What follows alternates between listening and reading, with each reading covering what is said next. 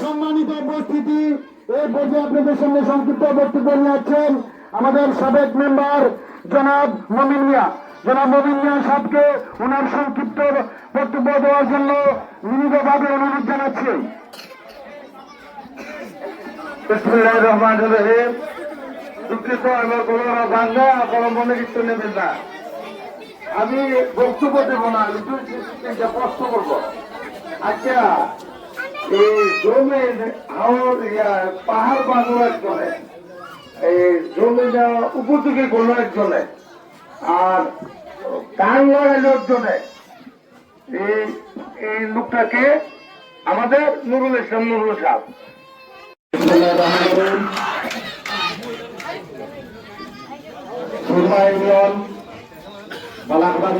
বাজার কর্তৃক আয়োজিত আজকের এই বিশাল মহিলা সমাবেশে সম্মানিত উপস্থিতি, সামনে আমার মা বোনেরা, আসসালামু আলাইকুম রহমতুল্লাহ। সম্মানিত উপস্থিতি, বাংলাদেশ জাতীয়তাবাদী দল বিএনপি বিগত আন্দোলন সংগ্রামের সময় আপনারা মহিলাদের যে ভূমিকা রেখেছেন, সেই আন্দোলনের ধারাবাহিকতায় সংসদ নির্বাচন তথা ভবিষ্যতে এই ভূমিকা পালন করার জন্য আমার ব্যক্তিগত পক্ষ থেকে এবং আমার দলের পক্ষ থেকে আপনাদেরকে আকুল আহ্বান। আপনারা উপস্থিত আছেন আজকে আমরা দলে বিএনপির প্রার্থী হিসাবে আগামী বছর ইনশাআল্লাহ এবং ধানের শীষের পক্ষে আমরা কাজ করব। এই সুবাদে বাংলাদেশ জাতীয়তাবাদী দল বিএনপির প্রতিষ্ঠাতা শহীদ রাষ্ট্রপতি জিয়াউর রহমান প্রথমেই মহিলাদেরকে নিয়ে বাংলাদেশের প্রথম 1978 সালে মহিলা মন্ত্রণালয় গঠন করেছিলেন, শুধু মহিলাদেরকে উদ্দেশ্য করে। পরবর্তীতে বিভিন্ন কর্মসংস্থান, এই সংসদে প্রথম যে আমাদের মহিলা মেম্বাররা আইছেন না, এটা আমরা জিয়াউর রহমানের সরকার আমলে এই তৈরি হয়েছিল। আপনি দেখবেন স্বাস্থ্যকর্মী বিভিন্ন বাড়িঘরে ইঞ্জেকশন দেয়, এই সময় জিয়াউর রহমান সাহেবের আমলে 55,000 স্বাস্থ্যকর্মী মহিলারা নিয়োগ করছিলেন। ঠিক তার ধারাবাহিকতায় আমাদের নেত্রী, দেশের আপসী নেত্রী, গণতন্ত্রের মা দেশের নেত্রী বেগম খালেদা জিয়া তারই ধারাবাহিকতায় মহিলাদের জন্য দ্বাদশ পর্যন্ত বিনা পয়সায় শিক্ষার ব্যবস্থা করেছিলেন। খাদ্যের বিনিময়ে শিক্ষার ব্যবস্থা করেছিলেন। মহিলাদের জন্য ভোকেশনাল ট্রেনিং ইনস্টিটিউট গঠন করেছিলেন। এমনকি কর্মসংস্থানের জন্য ঋণ দেওয়ারও ব্যবস্থা করেছিলেন। আজকে আমরা যে 31 দফা নিয়ে আপনাদের সামনে এসেছে, আপনাদের 24 নম্বর দফায় দেখবেন নারীদেরকে কি পরিমাণ মূল্যায়ন করা হয়েছে, যে আমাদের একটা প্রত্যেকটা ঘরে মহিলাদেরকে একটা ফ্যামিলি কার্ড দেওয়া হবে।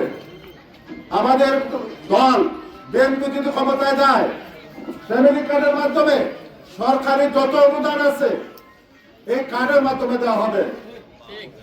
আপনারা একজন মা সচেতন হলে একটা পরিবার সুসংগঠিত থাকবে। একটা পরিবার সুসংগঠিত থাকলে একটা গ্রাম, মহল্লা, একটা সমাজ সুসংগঠিত হবে। তাই বরাবরই বিএনপি মহিলাদেরকে প্রাধান্য দিয়ে আসছে। আপনারা উপস্থিত আছেন আগামী জাতীয় সংসদ নির্বাচনে বিগত দিনের মতো আগামীতেও প্রত্যেক গ্রামের এবং ইউনিয়নের ওয়ার্ডে প্রত্যেকটা ঘরে ঘরে আপনারা ধানের শীষকে জয়যুক্ত করার জন্য আহ্বান জানিয়ে আপনারা এই সকাল থেকে উপস্থিত থাকার জন্য আমার ব্যক্তিগত পক্ষ থেকে আপনাদের অসংখ্য ধন্যবাদ জানিয়ে আমি বক্তব্য শেষ করলাম। আল্লাহ হাফেজ।